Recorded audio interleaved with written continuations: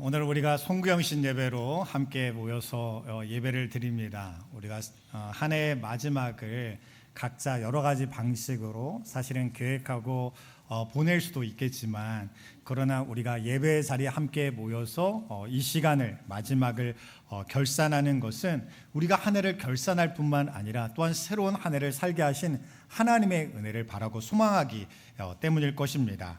특별히 오늘 말씀은 우리가 너무나도 잘 알고 있는 시편 23편의 말씀을 가지고 함께 나누려고 하는데요.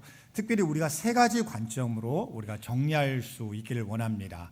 특별히 우리가 지난 여러 세월들, 또한 특별히 한 해 가운데 함께 하셨던 그런 하나님을 생각하면서 나는 하나님과 어떻게 함께 하였나, 하나님은 나와 어떻게 함께 하여 주셨나 라는 것들을 먼저 생각해 보고, 그렇다면 지금 나는 하나님의 어떠한 부분들을 붙들고 살아가고 있는가, 반대로 이야기하면 하나님께서 나를 어떻게 붙들고 계시는가, 마지막으로는 새로운 또 해를 우리가 살아가게 될 텐데 하나님의 인도하심이 어떻게 나에게 이루어지게 하실까를 가지고 이 세 가지 내용을 함께 나눌 수 있기를 원합니다.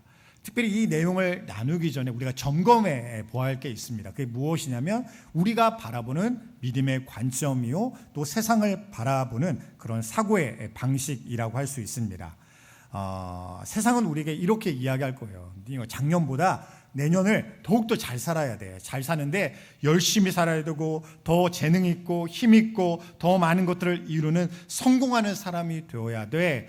실패해서는 안 돼 라는 식으로 우리에게 여러 가지 능력과 소유를 갖추도록 계속해서 요청하고 요구할 것입니다. 이건 어떤 메시지냐면 그런 메시지예요. 오늘 이제 양에 대한 그런 메시지라고 할 수가 있는데, 우리가 어떤 양이 되라고 말하냐면 너는 힘 있는 양이 돼야 돼, 우리가 능력 있는 양이 돼야 돼 라고 이야기를 하고 있는 것입니다. 어떤 분은 이제 여기에 대해서 이렇게 이야기하는 경우도 있더라고요. 그러니까 양이 아무리 막 힘들게 막 운동을 하고 그렇게 하더라도 그 양은 어떤 양밖에 안 되냐면 근육질로 변한 그런 양이 될 수밖에 없다. 결국 그냥 근육 덩어리의 양이 된 것이지 결국은 양의 수준에서 벗어날 수 있는 것은 아니다라고 그렇게 설명을 하더라고요. 우리도 마찬가지입니다. 내가 이런저런 능력으로 이것저것을 갖추면 되었다, 내 힘과 능력으로 이제는 내년이 달라지겠지, 내년이 이런 결실을 거두겠지 라고 우리가 결단하고 확신할 수 있겠지만, 진짜 우리가 붙들어야 될 것은 내가 그런 놀라운 슈퍼맨과 같은 양이 되는 그런 것이 아니라 우리를 지킬 수 있는 선한 목자를 만나는 선한 양이 되어야 된다라고 우리에게 말씀하고 계신다는 것입니다. 그래서 오늘 시편 말씀은요, 이렇게 시작하고 있어요. 1절 말씀인데요, 우리 1절 말씀 함께 읽도록 하겠습니다. 여호와는 나의 목자시니 내게 부족함이 없으리로다. 아멘. 그렇습니다. 이 고백은 우리에게 그런 질문을 던지는 거예요. 너 얼마나 힘이 세, 얼마나 강해 라고 묻는 게 아니라 너의 목자는 누구야 라고 우리에게 묻고 계시는 것입니다. 즉 너는 무엇을 할 수 있어 라고 우리에게 질문하는 것이 아니라 너는 누구와 함께 있어 라고 우리에게 질문하고 계시는 거예요. 즉 우리의 존재를 나의 강함이나 나의 소유에 두지 않게 하시고 하나님과의 관계에 내 존재의 의미를 두게 하시는 것입니다. 그래서 다윗이 하나님을 나의 목자라고 고백하며 자신을 양처럼 여기는 것은 매우 의미심장합니다. 특별히 우리가 양에 대해서는 익숙한 지식들이 있어요. 특별히 시력이 나빠서 한 치 앞을 보지 못합니다. 방향 감각이 없어서 쉽게 길을 잃어버려요. 스스로 자기를 보호할 수 있는 방어 능력이 그에게는 없습니다. 만일 넘어지게 되면요, 누군가가 일으켜 세우지 않으면 그 뒤집어진 채로 죽을 때까지 버둥대다가 머물출 수밖에 없는 그런 존재가 바로 양이라고 할 수가 있습니다. 즉 양의 본질은 뭐냐면 목자 없이는 생존할 수가 없다는 거예요. 목자의 있고 없음에 따라서 양의 삶이 달라지고 양의 생명이 달라진다는 것이 바로 양의 본질이라고 할 수가 있습니다. 그런데 이것이 우리의 본질이라는 거예요. 우리는 내일 어떤 일이 일어날지 우리는 알 수가 없습니다. 우리는 생각해요. 내일도 우리가 평상시와 같은 그런 새로운 날을 맞이하게 될 것이다. 지난주가 이렇게 살았으니까 다음 주도 우리는 이렇게 살 거야 라는 그런 관념과 예상이 우리 가운데 있습니다. 그런데 어때요? 우리는 우리가 알지 못하는 사건과 어떤 일들을 우리가 겪을 수가 있는 거예요. 그런 일들과 그런 어려움이 나에게 일어날 것이라고는 한 번도 생각해 본 적이 없는데 갑자기 그런 일들이 우리 가운데 발생할 수 있게 된다는 것입니다. 그렇게 될 때는 우리가 어떻습니까? 종종 길을 잃고 방황을 하게 돼요. 또한 세상의 유업 앞에서 내가 참 무기력하구나 라는 것을 우리는 느낄 수밖에 없습니다. 그런데 우리가 이런 일들을 겪을 때 기억해야 될 게 있어요. 그게 뭐냐면 이게 문제가 아니라는 거예요. 나는 진짜 힘이 없구나. 이런 어려움을 만나니까 내가 정신을 못 차리네. 막 이런 일들을 겪으니까 내 능력으로 해결을 못하네. 이것이 문제가 아니라는 거예요. 하나님은 이걸 문제라고 말씀하시는 것이 아니라 오히려 이것이 복음의 출발점이요 우리의 신앙의 출발점이라고 우리에게 말씀하고 계십니다. 즉 우리의 믿음의 출발점은 뭘까요? 나로서는 할 수 없습니다. 나는 내 인생을 내가 책임질 수 있을 거라고 생각했는데 내 인생의 어떤 영혼의 문제를 내 어떤 능력과 지혜로 감당할 수 있을 거라고 생각했는데 아니었습니다. 하나님이 나에게 은혜 베푸시지 아니하며 주님께서 나와 함께 하시지 아니하면 나는 한 자락도 이 자리를 나의 자리로 지킬 수가 없습니다. 오늘 내 삶을 지킬 수 있는 것은 오직 하나님께서 나의 주가 되시고 능력자가 되어주시기 때문입니다 라는 것이 우리의 믿음의 출발점이요 우리의 신앙의 출발점이 된다는 것입니다. 그래서 2026년 우리에게 필요한 것은요 내가 슈퍼맨과 같은 양이 되는 것이 아니라는 거예요. 오히려 선한 목자를 내가 만나는 것이 가장 중요하다라고 할 수가 있습니다. 특별히 제가 여러 가지 이야기를 찾아보다가 그런 이야기를 찾아본 적이 있었어요. 스코틀랜드인가요? 그 스코틀랜드라는 지역에서 옛날에 이제는 자기의 자녀가 너무나도 아파서 이제는 나아서 이제 나을 수 있을지 모르는 그런 심각한 질병에 걸리게 되었습니다. 너무 어린 자녀예요. 근데 이 어린 자녀가 당연히 이런 아픔 가운데 있고 어떤 죽음의 코앞에 있다 보니까 두려움이 생길 수밖에 없는 거죠. 근데 그 옆에서 있었던 엄마가 그 자녀를 안심시키고 위로하는 여러 가지 말로 하였지만 이 자녀의 마음에 평강이 찾아오지 않았습니다. 그때 읽어주었던 말이 바로 이 시편 23편 1절의 말씀이에요. 특별히 이 시편 23편 1절의 말씀을 영어로 이야기하면 The Lord is my shepherd 라고 해서 5단어로 되어 있는 문장입니다. 그래서 이 아이에게 어떻게 설명했냐면 이 손가락 하나하나를 접어가면서 이 가운데 하나님의 약속이 있다라고 설명을 한 거예요. 이 손가락을 하나씩 접어가면서 하나님께서 너의 목자가 되심을 기억해봐. 지금 이 순간에도 너의 목자가 되셔. 그런데 이 모든 단어 하나하나가 너무 중요하지만 그 중에서 가장 중요한 단어는 바로 네 번째 단어인 my, 즉 나의 라는 단어야 라고 그렇게 이야기를 해줬다는 거예요. 그 이야기를 들으면 네가 두려울 때마다 이 네 번째 손가락을 붙잡으면서 그렇지, 예수님은, 하나님은 누군가의 그 목자가 아니라 지금도 나를 지켜주시는 나의 목자가 되시지, 내 목자이시지 라는 것들을 기억하면서 기도해보렴이라는 이야기를 해 주었다는 거예요.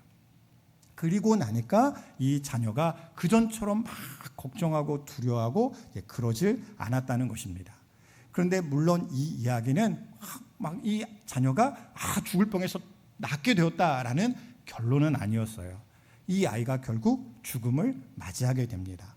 그런데 그 죽음을 맞이했던 자녀의 그 표정을 볼 때 너무나도 평강한 표정 가운데 죽음을 맞이하게 되는데, 그때 어떤 모습으로 그렇게 잠들게 되었냐면 그 네 번째 손가락을 꽉 붙들고 있는 모습으로 마지막을 맞이하게 되었다는 거예요. 이 모습 속에서 이 자녀는 어떤 믿음을 지켰겠어요? 주님께서는 지금도 나를 구원하시고 천국으로 인도하실 나의 주님이야, 나의 구원자야, 나의 생명이야 라는 믿음을 붙들고 이 마지막을 지킬 수 있었다는 것입니다. 우리도 마찬가지예요. 우리가 하나님을 생각할 때, 예수님을 생각할 때 목사님의 예수님, 저 장로님의 예수님, 저 권사님의 하나님으로 우리가 알고 믿는 것으로는 우리는 어떠한 유익도 얻을 수가 없다는 거예요. 그것이 나에게 구원이 되지 않습니다. 나에게 생명이 되지 않아요. 나에게 하나님의 말씀이 능력이 되지가 않습니다. 반드시 우리 가운데는 어떤 주님이 되어 주셔야 되면 예수 그리스도는 나의 주님이십니다. 하나님은 나의 하나님이십니다. 그 하나님에 대한 믿음이 우리 가운데 이루어질 때 우리의 인생이 달라지게 될 것을 믿으시기 바랍니다. 그래서 우리는요, 예수님을 인격적인 주님으로 만나야 되는 거예요. 주님을 위하여 정말 주님을 생각하며 내가 찬양할 때마다, 주님을 향하여 내가 기도할 때마다 다른 사람이 알고 있는 주님이 아니라 내가 아는 주님을 가지고 하나님 앞에 기도하고 예배하고 찬양할 때 그 찬양과 말씀과 기도의 모양과 수준이 어떠하든지 간에 나에게 임하는 하나님의 은혜가 달라질 수밖에 없다는 것입니다. 그래서 이 말씀을 통해서 우리가 반드시 붙들어야 할 문제는 내가 2026년 내가 신앙생활할 때에 우리의 주님으로 끝나는 게 아니라 저 사람도 구원하시고 이 사람도 구원하시는 누군가의 주님으로만 만나는 것이 아니라 나의 주님, 내 인생을 붙드시는 주님, 나의 생명을 주관하시고 내 인생의 보호자가 되시는 나의 주님을 만날 수 있는 우리 모두가 될 수 있길 원합니다. 그런 믿음의 고백을 우리가 가지게 될 때 결국 우리의 인생이 완전히 달라질 수 있게 된다는 거예요. 특별히 이것을 누가 알았습니까? 바로 오늘 시편에 고백을 했던 다윗이 이것을 너무나도 잘 알고 있었던 거예요. 다윗이 그러했을지 모릅니다. 예전에는 그런 생각을 가졌을지 몰라요. 내가 지금 막 힘들고 불행한 것은 저 사울 때문이야. 저 사울과 한 편을 먹은 저 신하들 때문이야. 내 편을 들어주지 않는 저 백성들 때문이야 라고 그렇게 생각할지 모릅니다. 그런데 이제는 다윗이 고백하는 거예요. 어떻게 고백하냐면 저 사울이 내 인생을 결정짓는 게 아니라, 저 사울 곁에 있는 사람들이 내 인생을 결정짓는 것이 아니라 결국은 내 인생을 결정짓는 것은 오직 나의 주인이 되신 하나님뿐이십니다. 내 인생의 가치와 방향은 오직 오늘 나를 이끄시는 목자 되신 주님께 달려 있습니다 라는 고백을 이 다윗이 드릴 수 있게 된 것입니다. 결국은요, 이것을 알고 나니 다윗의 인생이 달라질 수 있게 되었다는 거예요. 특별히 목자 출신인 양치기 출신인 작가인 필립 켈러가 양에 대해서 이런 내용을 기록한 게 있습니다. 양이 편히 누워서 쉬기 위해서는 반드시 4가지 결핍이 해결이 돼야 양이 마음 놓고 쉴 수 있다라고 설명한 내용이 있어요. 어떤 내용이냐면 첫째로는요, 두려움에서의 해방이라는 거예요. 양은 겁이 많아서 주변에 작은 위험만 막 바스락거리는 소리가 나고 뭔가 위험해 나는 그런 마음이 들면요, 좀처럼 누워서 쉴 수가 없다는 것입니다. 어떨 때 쉴 수 있냐면 목자가 내 곁에 있어서 이제는 내가 안심을 할 수 있어 라는 마음이 들 때야 양은 비로소 누워서 쉴 수가 있다는 거예요. 둘째로는요, 다툼에서의 해방이 되어야 된다는 거예요. 양들 사이에는 서열 다툼과 시기가 계속해서 이루어져서 서로가 부딪히는 그런 일들이 종종 일어난다고 합니다. 그러다 보면 공동체 안에서 쉴 수가 없다는 거예요. 다툼이 멈추지 않으면 이 양들이 그 안에서 참된 회복을 누릴 수 없다는 것입니다. 그럼 그 다툼이 언제 멈출까요?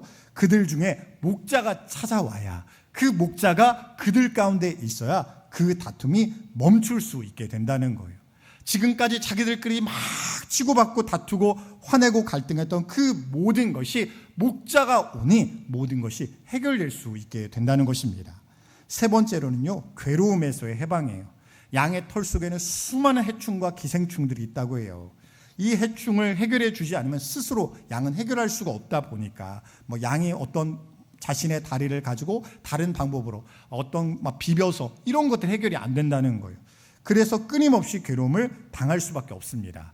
그래서 현대 목장에서는 어떤 식으로 이 양에게 하냐면 양을 이렇게 쇠 우리죠. 우리의 케이지에 담아가지고 어디에 담으면 물속에 완전히 잠수를 시킨대요. 빠져 죽을 것처럼 그냥 물속에 싹 잠겼다가 몇 초 후에 딱 끄집어낸다고 합니다. 그렇게 해야 그래도 그 양털 속에 있는 벌레들이 탁 씻겨 내려갈 수 있게 된다는 거예요. 우리도 마찬가지입니다. 우리도 이처럼 쭉 주님의 은혜와 성령 가운데 온전히 잠겨지지 않으면 발만 담그는 신앙으로 우리는 변할 수가 없다는 거예요. 우리의 머릿속까지, 머리 위까지 완전히 잠길 수 있는 그런 은혜의 자리 가운데 들어가야만이 우리의 모든 것들이 씻겨져서 내 영혼과 삶을 갉아먹는 기생충과 같은 그 모든 것들로부터 우리는 자유할 수 있게 된다는 것입니다. 우리의 마음속에도 그런 것들이 있어요. 막 생각하지 않으려고 하는데, 거기에 막 시달리려고 하지 않은데, 막 눈만 감으면 다른 어떤 바쁜 일이 딱 끝나고 여유가 생기기만 하면 막 내 마음을 괴롭히는 여러 생각들과 마음들이 막 내 손에서 일어날 때가 있습니다. 그러면 어때요? 우리가 쉬지를 못하는 거예요. 그 안에서 마음이 평강을 얻지를 못하는 것입니다. 생각을 안 해야 되는데, 이걸 막 가지고 더 이상 나를 시달리게 안 해야 되는, 아무리 생각해도 이것이 해결이 되지 않아서 계속 내 영혼은 지치고 내 몸도 상하는 막 그런 일들이 일어나는 것을 우리는 경험하게 됩니다. 그럴 때 우리의 해결책은 결국은 주님의 은혜 안에 쏙 들어가야 이것들이 해결이 될 수가 있다는 거예요. 내 생각까지도, 내 마음까지도, 내 갈등까지도 이것들을 조정하고 해결한 다음에 하나님 앞에 나아가는 게 아니라 이것들을 다 가지고 하나님 속으로, 은혜 속으로, 말씀 속으로 우리가 들어가기만 하면 이것을 해결하시는 그 주님의 은혜를 우리가 누릴 수 있게 된다는 것입니다. 넷째로는요, 배고픔으로부터 해방이 이루어져야 된다는 거예요. 배고픈 양은요, 계속 먹이를 찾고 구하느라고 쉴 수가 없습니다. 그런데 선한 목자는 어떻습니까? 이 먹을 문제를 해결해 주는 거예요. 양을 굶기지를 않습니다.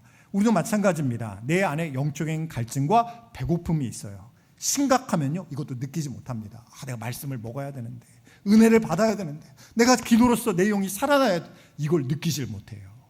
내가 너무 이제는 고갈되어서 내가 말씀의 어떤 은혜로 살아야 됨을, 하나님의 은혜로 내가 살아야 됨을 내가 느끼고 깨닫지도 못할 상태로 떨어지게 되면요, 기도가 없어도, 말씀이 없어도, 예배가 죽어 있어도 그것 때문에 내가 어떤 문제 가운데 있다라는 것을 느끼지도 생각하지도 못하는 그런 삶을 계속해서 지속하며 살아갈 수밖에 없을 것입니다. 그렇게 되기 전에 우리 가운데 뭐가 필요해요? 하나님의 먹이심이 필요하다는 거예요. 말씀으로 먹여져야 되는 거고, 은혜로 채워져야 되고, 하나님과 연결되는 그런 은혜의 충만함이 우리 가운데 이루어져야 된다는 것입니다. 이 모든 것들이 해결되어야, 그때서야 양은 어떻게 할 수 있다는 거예요? 그때서야 쉴 수가 있다는 거예요.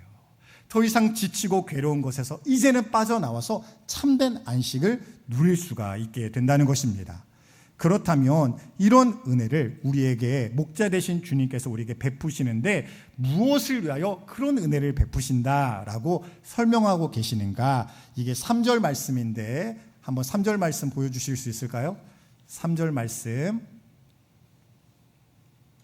네, 함께 읽도록 하겠습니다. 내 영혼을 소생시키시고 자기 이름을 위하여 의의 길로 인도하시는도다. 아멘. 그렇습니다. 하나님께서 이 일을 왜 우리 가운데 일하시냐면, 너 잘 되라고, 너 만족을 위해서, 너 기뻐하라고 이렇게 설명을 안 하셨다는 거예요. 그렇게 설명하시는 것이 아니라 나의 이름을 위하여, 하나님의 영광을 위하여 이렇게 내가 너희에게 은혜를 베푸노라 라고 설명하고 계신다는 것입니다. 만일 나의 성공을 위하여 하나님께서 이렇게 하셔야지, 내 만족과 기쁨을 위해서 주님께서 이렇게 역사하셔야지 라고 생각한다면 어떤 결말에 도달할 수 있냐면, 내가 생각할 때 이렇게 되어야 하나님이 살아계시는 건데, 내가 이런 응답을 얻어야 하나님이 역사하시는 건데, 하나님 안 살아계시네? 하나님 역사하지 않으시네? 하나님은 능력의 하나님이 아니시네? 라는 결론에 다다를 수가 있다는 거예요. 근데 이 결론을 무엇을 기준으로 삼는 거예요? 나를 기준으로 삼고 있는 거예요. 나는 이래야 만족할 수 있고, 이래야 성공할 수 있고, 이렇게 해야 응답받을 수 있는데 이 일들이 이루어지지 않으니 하나님은 살아있지 않아, 하나님은 능력 있지 않아, 하나님이 역사하시지 않아 라고 우리는 결론을 내릴 수가 있다는 것입니다. 근데 하나님은 그렇게 설명하지 않으셨다는 거예요. 하나님이 우리를 돌보시고 은혜를 베푸시는 것은 나를 기준으로 삼는 것이 아니라 하나님을 기준으로 삼아서 하나님의 뜻이 이루어지도록, 하나님의 영광이 임할 수 있도록, 하나님의 나라가 이루어질 수 있도록 우리에게 은혜를 베풀어 주신다는 것입니다. 이 관점이 우리에게 왜 중요하냐면 우리가 이해가지 않는 중에도 깨달을 수 있기 때문이에요. 지금 당장은 내 눈에 이게 실패처럼 보여요. 이게 아무것도 이루어지지 않은 것처럼 보입니다. 이 모든 것 가운데 무엇이 이루어질 것처럼 보이지를 않는 거예요. 그럼에도 불구하고 우리는 무엇을 기대하고 소망할 수 있습니까? 이 모든 과정 중에도 하나님의 일하심이 멈추지 않고 있어서 결국은 하나님의 뜻이 내 영과 삶에 반드시 이루어질 수 있도록 이 모든 과정을 주님께서 진행시켜 나가고 계시는구나라는 관점으로 하나님을 바라볼 수 있게 된다는 거예요. 그러면 어떻습니까? 하나님은 실패하셨어 라는 결론을 내리지 않을 수 있다는 거예요.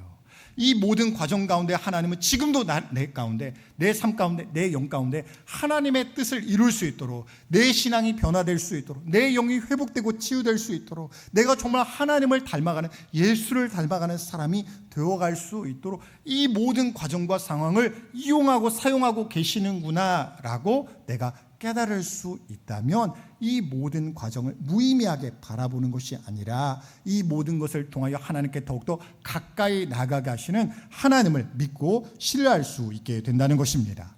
그러니 믿음의 사람 가운데는 어때요? 좋은 일만 생기는 게 아니라는 거예요. 좋은 일만 가득해야 정말 믿음 좋은 사람이다 라고 한다면 우리 중에 믿음 좋은 사람 한 명도 없을 수도 있습니다. 그런데 하나님께서는 그렇게 얘기하지 않으시죠? 진짜 믿음 있는 사람들 가운데 성경의 중요한 인물들을 생각해 보면요, 믿음으로 살다가 만나는 고난 없었던 사람들이 한 명도 기록되어 있지 않습니다. 누구에게도 반드시 이 고난을 통하여 하나님께 가까이 나아갈 뿐만 아니라 내가 하나님의 뜻을 붙들고 믿음으로 살아가기 때문에 만나는 고난도 있게 하시는 것을 우리가 볼 수밖에 없다는 거예요. 그래서 오늘 본문 말씀은 이것을 이렇게 설명하고 있습니다. 우리가 4절 말씀인데요. 우리가 4절 말씀 우리가 한 목소리로 함께 읽겠습니다. 내가 사망의 음침한 골짜기로 다닐지라도 해를 두려워하지 않을 것은 주께서 나와 함께 하심이라. 주의 지팡이와 막대기가 나를 안위하시나이다. 아멘. 하나님은 우리에게 미리 설명하셨어요. 어떻게 설명하셨냐면 하나님이 인도하시는 성도의 삶에도 뭐가 있냐면 사망의 음침한 골짜기가 있다라고 그렇게 설명하신다는 것입니다. 우리 중에는요 이런 사람이 없다는 거예요. 반드시 골짜기가 있습니다. 우리의 인생 가운데는 여러분도 지나온 여러 세월을 보면 우리가 알잖아요. 내가 믿음으로 사는 그 모든 인생의 부분마다 골짜기와 같은 시간들이 있다는 것을 우리는 너무나도 잘 알고 있잖아요. 그런 골짜기를 우리는 지금까지도 만나고 앞으로도 반드시 만나게 될 것입니다. 그것이 큰 문제일 수도 있고 작은 일일 수도 있어요. 그게 물질의 문제일 수도 있고 관계의 문제일 수도 있습니다. 그러나 여기에서 중요한 것은요, 사망의 음침한 골짜기가 우리의 종착지가 아니라는 거예요. 여기에서 우리의 인생이 끝난다라고 얼마나 불행합니까? 근데 하나님은요 그렇지가 않다는 거예요. 이 사망의 음침한 골짜기는 지나가는 곳이지, 저 푸른 초장과 쉴만한 물가로 인도함을 받기 위하여 지나가는 곳이지 하나님이 인도하시는 목적지요 종착지가 아니라는 것입니다. 우리가 특별히 양을 보면요, 양은 입술이 갈라져 있어서 풀을 먹을 때 아주 이렇게 짧은 부분까지 밑바닥까지 싹싹 긁어서 먹을 수 있는 그런 구조로 되어 있다고 해요. 그래서 풀을 처음에는 막 좋은 부분 위주로 막 이렇게 먹고 다니다가 만일 더 이상 먹을 것이 남아있지 않으면요 그 싹까지 그 뿌리까지 다 캐내어 먹을 때까지 먹을 수 있는 짐승이 바로 양이라는 동물이라고 합니다. 만일 그렇게 될 때까지 양을 방치하게 되면 어떤 일이 벌어지게 되냐면 그 초장은 이제는 더 이상 풀이 자라지 않는 그런 황무지와 같은 땅으로 변하게 된다는 거예요. 더 안 좋은 건 뭐냐면 그렇게 풀을 먹다 보면 그 땅 속에 숨어있던 여러 병균과 기생충까지 육충들까지 다 노출이 되어서 양들이 이것을 섭취하고 받아들이게 되어 또한 질병을 얻게 되는 그런 일들이 벌어지게 된다고 합니다. 근데 양은 어떻습니까? 스스로 결정을 하는 존재가 아니라는 거예요. 우리가 여기에서 먹을 거 다 먹었으니까 이동하자 이럴 수 있는 존재가 아니라는 거예요. 어떨 때 이동을 할 수 있습니까? 목자가 이것을 옮겨줘야, 인도해줘야 다른 곳으로 옮겨질 수가 있다는 거예요. 우리도 마찬가지입니다. 우리도 목자 대신 하나님께서, 예수님께서 우리의 인생의 그 적절한 때에 적절한 곳으로 옮겨질 수 있도록 우리를 이끌어 주시지 아니하면 우리는 막 끝까지 파내어서 내가 이렇게 해야 살아, 이렇게 해야 내가 살아남을 수 있어 라는 잘못된 선택을 내릴 수가 있다는 거예요. 그런데 저 옆에 있는 푸른 초장으로 이렇게 이동을 할 때 그 길이 보통은 험한 길을 거칠 수밖에 없다고 해요. 어떤 암벽의 길을, 높은 산을, 또한 골짜기를 지나야만 옆에 있는 푸른 초장으로 이동을 할 수 있다고 합니다. 그런데 나는 저는 힘든 길은 안 갈래요 하면서 이 양이 안 가려고 버티게 되면 어떻게 돼요? 여기를 떠날 수가 없는 거예요. 여기는 더 이상 내가 살아남을 수 있는 여건과 조건이 되는 그런 상황과 땅이 아닌데 난 이곳을 떠나지 않을래요 라고 하면서 주저앉을 수가 있다는 것입니다. 그럼 어떻게 될까요? 그 양떼는 죽을 수밖에 없는 거예요. 목자의 음성을 따라 저 험한 길을지라도, 힘든 길을지라도 저 길을 지나야만이 하나님이 약속하신 그 약속의 땅으로, 푸른 초장으로 우리가 도착할 수가 있는데, 그 길만 바라보다가, 그 골짜기만 바라보다가 우리가 주저앉게 되면 그 다음 단계로 인도하시는 하나님을 우리가 따라갈 수 없게 된다는 것입니다. 그래서 우리의 마음과 삶 가운데 드리워진 그림과 어두움까지도 결국은 물러나게 하실 하나님을 신뢰함으로 주님 앞에 내가 어떤 길이든지 주님과 함께 하겠습니다 라는 믿음의 결정과 결단을 가지고 나가는 우리 모두가 될 수 있기를 원합니다. 이어서 우리가 볼 말씀은 5절 말씀인데요, 우리가 5절 말씀 함께 읽겠습니다. 주께서 내 원수의 목전에서 내게 상을 차려주시고 기름을 내 머리에 부으셨으니 내 잔이 넘치나이다. 아멘. 여기서 보면요, 원수라는 단어가 나오는데 하나님께서 원수에 대해서 약속하시는 내용을 보면 그런 약속을 하지 않으세요. 저 원수 내가 지금 당장 치워줄게, 이런 약속을 하시지 않습니다. 그렇게 하지 않아요. 오히려 원수가 모여 있어요. 원수가 몰려 있습니다. 여전히 건재한 것처럼 보여요. 그런데 하나님께서 어떻게 해주시겠다라고 약속하시냐면 너를 고소하고 참소하고 괴롭히는 그 원수들의 목전에서, 원수들이 보는 앞에서 왕된 하나님께서 그들 앞에서 너에게 잔치의 상을 베풀어 주리라 라고 약속을 하고 계시는 것입니다. 우리도 마찬가지인 거예요. 저 원수가 사라지는 것이 내 인생의 행복한 길이다 라고 나는 생각할지 모르지만 하나님의 방법은 원수의 있고 없음에 달려있지 않다는 것입니다. 하나님의 방법은요, 그 원수가 남아있고 원수가 건재해 보이는 그런 상황 가운데도 결국 하나님이 나에게 잔치의 상을 베풀어 주시는 그런 삶을 내가 받을 수 있을 때, 그것을 누릴 수 있을 때, 그것을 통해서 우리의 인생의 문제가 해결될 수 있음을 믿으시기 바랍니다. 결국 우리의 인생은요, 저 원수의 평가에 달려있는 게 아니라는 거예요. 저 원수가 나한테 이런 말을 했어, 저런 행동을 했어, 그 인생에 좌지우지 되는 그런 인생으로 우리를 만들어 가시는 것이 아니라는 거예요. 근데 우리는 어떻게 합니까? 저 사람의 말과 행동에 내 인생에 달려있는 것처럼 살아요. 저 사람의 내 인생에 행복이 달려있는 것처럼 내가 살아갈 때가 있습니다.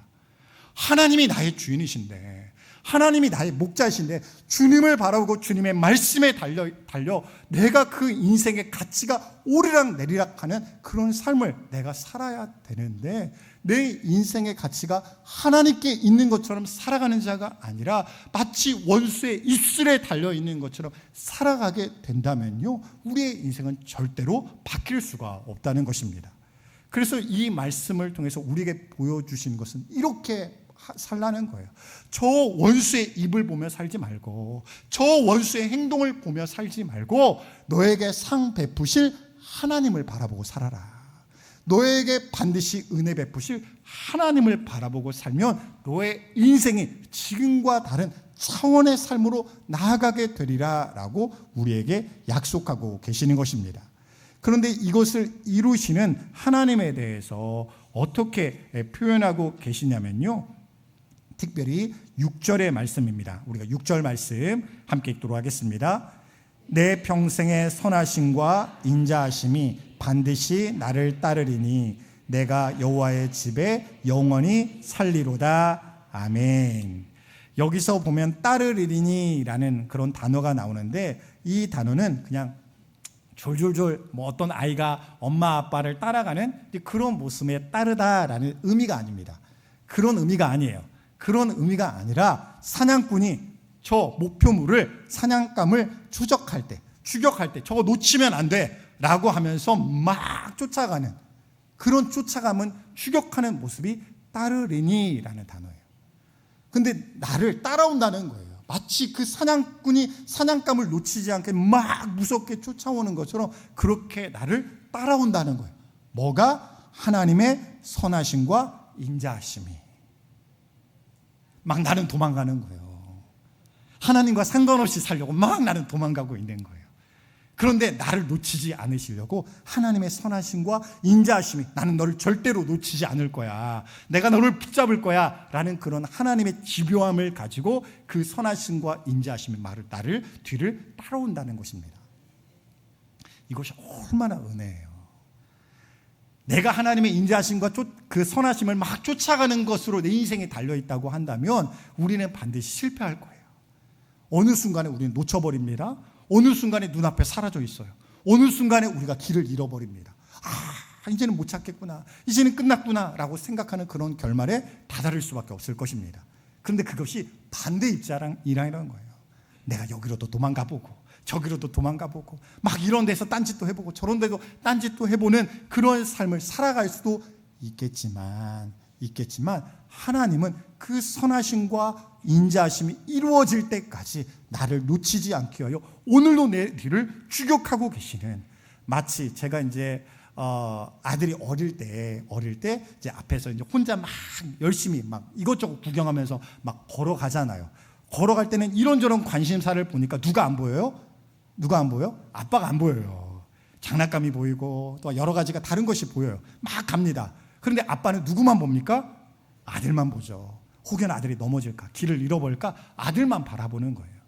하나님은 나한테 그러시는 거예요. 나는 이것에 관심사가 팔아있고 막 여기에 막 쏠려있고 막 누가 나와 함께하는지 전혀 생각도 없이 그냥 내 생각에 몰두해서 막 이 길 저 길 가고 있는데, 내 아버지이신 하나님께서는 내 뒤를 딱 붙여서 혹여나 넘어질까, 길을 잃어버릴까, 잘못될까, 사고 날까, 그것들을 지켜보아기 즉각적인 대비를 하면서 나를 이렇게 뒤따라오시는 그런 아버지가 되어 주신다는 것입니다. 특별히 이 선하심과 인자하심이라는 단어가 어떤 의미가 있을까? 단순히 잘 되기를, 이런 의미가 아니라는 거예요. 이 선하심 가운데는 어떤 의미가 있냐면, 특별히 우리가 창세기 1장에서 보시기에 좋았더라 라고 할 때 이 토브라는 단어가 나오는데, 이 선하심이라는 단어가 이 토브라는 단어입니다.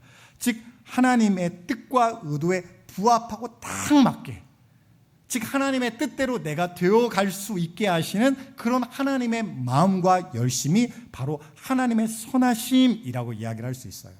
이것이 바로 선하심이라는 단어입니다. 또 다른 단어는 인자하심이라는 단어인데, 우리가 룻기에서도 보았던 단어인데, 특별히 하나님의 약속과 말씀에 기초한 하나님의 변함없고 무조건적인 사랑을 의미하는 단어가 바로 이 인자하심, 헤세드라는 단어예요. 즉 우리의 자격이나 행위와 상관없이 하나님이 나의 아버지가 되어주신 그 약속 하나 때문에, 그 관계 때문에 끝까지 나를 사랑하시러 작정하시고 이루시는 하나님의 열심이 바로 인자하심이라는 단어라고 할 수 있습니다. 근데 이 하나님의 선하심과 인자하심을 다윗이 경험했잖아요. 다윗이 어떠했습니까? 다윗은 하나님께서 정말 어려움과 고난과 힘든 가운데도 그를 지켜보아하시고 결국은 이스라엘을 다스리는 왕의 어떤 자리로 올려주셨음에도 불구하고 그 왕의 자리에서 어떻습니까? 자신의 충실한 부하를 죽음의 자리로 살인교사를 하는 그런 죄악을 범하고 그 아내를 빼앗는 그런 간음의 죄를 저질렀던 사람이 바로 다윗이라는 왕이에요. 그러면 그 정도면 야, 내가 이렇게 너를 그래도 좋은 왕을 만들려고 이렇게 했는데 네가 어떻게 나를 이렇게 배신할 수 있어? 라고 하면서 이 다윗을 버리실 수도 있는데 하나님은 어떠십니까? 그런 다윗을 포기하지 아니하시고 다시 그를 찾아가 말씀으로 만나시잖아요. 그 말씀을 통하여서 이 다윗이 다시 한번 은혜로 회복되고 회개함으로 이제는 다시 한번 하나님께로 돌이키고 나니까 정말 그 모든 것들을 치유하고 회복하시는 하나님을 다윗이 만날 수가 있었던 것입니다. 사랑하는 성도 여러분, 이제 2025년도도 몇 시간이 남지가 않았습니다. 이제는 2026년. 사실은 뭐 시간을 따져보면 사람이 이렇게 나눠놓은 거지 시간은 계속해서 연결되어는 가는 거죠. 그럼에도 불구하고 이렇게 나눠진 의미가 있다고 한다면 이런 나눠진 시간 가운데 우리가 한번 믿음으로 결산하고 또한 새로운 한 해를 새롭게 결심할 수 있게 하시는 하나님의 기회가 될 수 있기 때문입니다. 오늘 말씀을 통하여 여러분들이 기억하시기 바랍니다. 첫째로는요, 2025년 하나님이 우리와 함께 하셨다는 것입니다. 하나님께서 나와 함께 하심으로 푸른 초장에서도 사망의 음침한 골짜기에서도 나를 한 번도 떠나지 아니하시는 하나님을 기억하시기 바랍니다. 또한 지금 이 순간에도 하나님은 우리를 붙들고 계시다는 거예요. 원수들이 나를 둘러싸고 있더라도 세상이 지금 나를 두렵게 만들고 조롱하고 있을지라도 하나님은 그 목전에서 잔치상을 베푸시고 우리의 머리에 기름을 부으시는 그런 하나님이 되어주신다는 것입니다. 마지막으로는요, 다가오는 새해를 하나님이 동일하게 우리를 인도하실 거라는 거예요. 그 선하심과 인자하심을 가지고 하나님의 뜻대로 이루어질 때까지, 하나님의 그 사랑이 우리 가운데 충만하게 이루어질 때까지 우리를 끝까지 쫓아오시는 아버지가 되어주신다는 것입니다. 오늘 특별히 이 말씀을 기억하면서 우리가 마지막으로 결단할 수 있기를 원합니다. 특별히 여호와 하나님을 나의 목자로 고백하고 결단하시기 바랍니다. 다른 이의 하나님으로 만나지 마세요. 저 사람이 잘 믿으니까 저 사람을 통해 하나님을 만나야지. 이게 아니라는 거예요. 그런 식으로 우리는 달라지지 않습니다. 그런 식으로 우리는 회복되지 않아요. 진짜 우리는요, 나의 하나님을 만나야 돼요. 나의 주님을 만나야 돼요. 그것 하나만 해결되면요, 우리의 인생이 달라집니다. 우리의 예배가 달라지고 우리의 기도가 달라져요. 그 하나만 해결되면요, 내 정말 인생에 정말 엉켜진 실태라와 같은 그런 상황 가운데 있더라도 그거 하나로 쫙 모든 것들이 풀어지는 역사가 우리 가운데 일어날 줄 믿으시기 바랍니다. 특별히 하나님을 신뢰하는 결단을 내리시기 바랍니다. 지금 일순간에는 이것이 음침한 골짜기와 같은 그런 상황 가운데 아무도 내 곁에 없는 것처럼, 나를 알아주는 자가 아무도 없고 이 어둠과 고통에서 나를 건질 수 있는 사람이 아무도 없고 누구의 말도 위로가 되지 않는 그런 상황과 상태 가운데 있을지라도 그 상황과 그 순간에도 나와 함께 하시는 하나님을 붙들고 나아가기로 작정하고 결단하는 우리가 될 수 있기를 원합니다. 마지막으로는요, 하나님을 바라보는 믿음의 선택을 내리시기 바랍니다. 세상은요, 계속해서 사라질 것을 바라보게 할 거예요. 이 물질이 어떻게 됐으니까, 저 사람이 어떻게 됐으니까, 내 장래에 무엇이 보증이 되어 있지 않으니까, 지금 내가 바라는 결과가 보이지가 않으니까 이것을 가지고 낙심하고 절망하고 원망하게 하는 그런 마음의 쓴뿌리가 계속 뿌리를 내리도록 우리를 계속해서 간섭하려 할 것입니다. 그러나 이것을 이길 수 있는 길은요, 그것을 바라보는 눈길을 들어 하나님을 바라볼 때 우리의 모든 것들이 달라질 줄 믿으시기 바랍니다. 우리의 인생은요, 내가 믿음의 결단을 내리는 순간 달라질 수가 있어요. 앞으로 많은 것들 1차, 2차, 3차, 4차 그런 관문의 과제들을 다 해결하고 나서야 하나님의 은혜가 임하는 게 아니라는 거예요. 내가 오늘 이 예배를 마치고 나서 집으로 돌아가 내가 엎드려 기도하고 하나님의 말씀을 붙들고 주님을 찬양하기만 한다면 그 순간 가운데 내 인생의 빛이 되어주시고 내 인생의 능력이 되어주실 줄 믿으시기 바랍니다. 은혜의 때를 나중으로 미루지 마세요. 나중에 이것도 해결되고 저것도 해결되고 이것도 정리되고 내 마음과 내 신앙이 조금 더 뭔가 갖추어지고 나면 그때는 하나님을 잘 믿을게요. 그때는 다르게 신앙생활 할게요. 나중으로 여러분 미루지 마시기 바랍니다. 믿음의 때는요, 오늘이 되어야 돼요. 지금이 돼야 됩니다. 하나님의 때를, 하나님을 만날 때를 나중으로 미루는 것이 아니라 오늘 이 순간 나를 부르시고 만나시는 하나님의 때를 우리가 오늘도 결단하고 이룰 수 있기를 원합니다. 그렇게 되어서 우리 교회와 우리 모든 성도 가운데 하나님의 역사하심이 놀랍게 이루어질 때까지 믿음으로 한결같이 함께 나갈 수 있는 우리 모두가 되기를 주님의 이름으로 간절히 축원드립니다.